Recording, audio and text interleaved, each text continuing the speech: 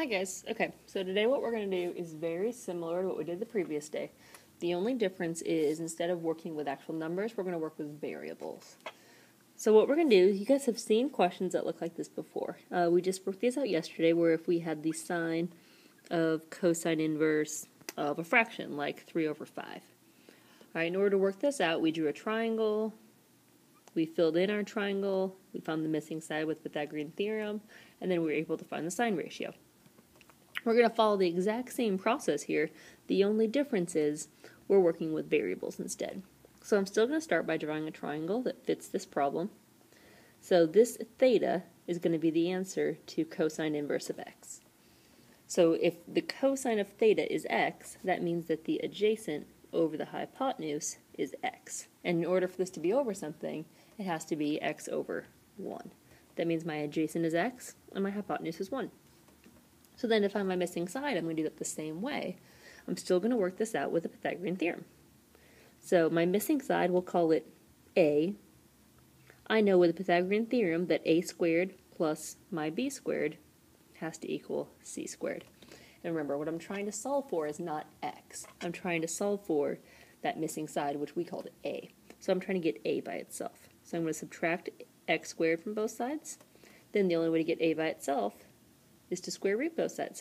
So that means that a has to be the square root of 1 minus x squared.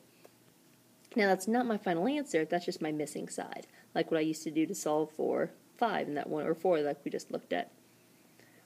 Once I found my missing side, now I can write my ratio. So I'm trying to find the sine of theta in this picture. In sine is the ratio of opposite over hypotenuse.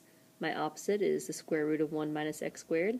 My hypotenuse is just 1, so my final answer then is just the square root of 1 minus x squared. Now remember, the square root of 1 minus x squared, we can't simplify that to 1 minus x. Okay, I can't just take the square root of each individual term. I only could do that if the whole quantity 1 minus x was squared. Then I could do that, but there is a difference between those two. Alright, now let's look at the second one here. Same idea here, cosine of tangent inverse of x. So the answer to tan inverse of x is going to be some theta. So I'm going to draw a right triangle with that theta. I know the tangent of that theta, the opposite over adjacent, is x over 1. So again, I'm going to solve for my missing side. I'm going to use Pythagorean theorem. So I know that a squared plus b squared equals c squared. So my missing side in this case is c, my hypotenuse is what's gone. So I'm going to take the square root, and that gives me my missing side. So once I know this, I can just fill in the cosine ratio. So my cosine here is going to be the adjacent over the hypotenuse. And that's my final answer. Alright, we're going to look at two more that are the same idea, that just involve a couple of numbers. Now still, all these answers here, if you notice, we're finding equivalent expressions. We're not necessarily solving these and finding the answer. So what we're going to do is we're going to draw this picture.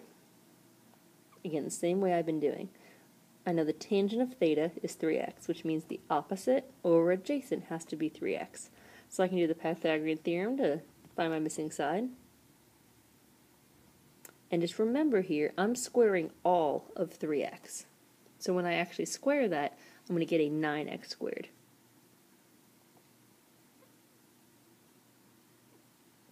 What you have to be careful about, it's good to put it in parentheses, because sometimes if I just write it like this, you may leave it like that and forget that you also have to square the 3. So you're squaring the 3 as well. And then square root it to get c. So my c side here is the square root of 1 plus 9x squared.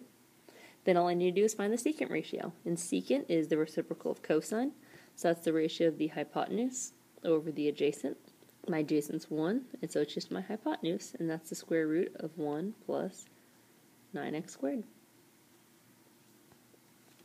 And then last one actually might be even simpler, because I already know what both numbers are. I don't even have to realize that it's over 1. I'm still cosine inverse, so my answer to this inside is going to be the theta in my picture. So I've got theta here. I know my adjacent is x, my hypotenuse is 3. So if I do Pythagorean theorem, this side, again, I'm looking for a smaller side. So we'll call that a. So x squared plus a squared equals 3 squared, which means to get a by itself, I have to subtract x squared, which means that a is the square root of 9 minus x squared.